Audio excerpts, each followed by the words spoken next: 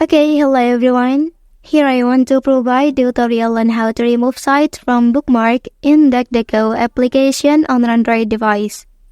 Well, knowing how to remove a site from your bookmarks in DuckduckGo application is helpful because it allows you to keep your bookmark list organized and relevant to your current interest.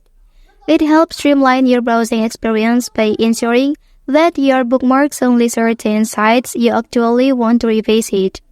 So let's go to the tutorial. Okay, firstly, open DuckduckGo application. Well, and here tap the three dots at the top right corner. Okay, after that, select bookmark option. And now you will see all of sites in your bookmark. Next, click the three dots next to the site you want to remove and then select delete option.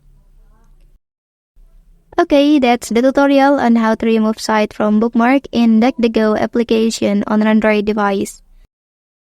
If you are helped by this video, don't forget to like and subscribe to get other information from this channel. Thank you.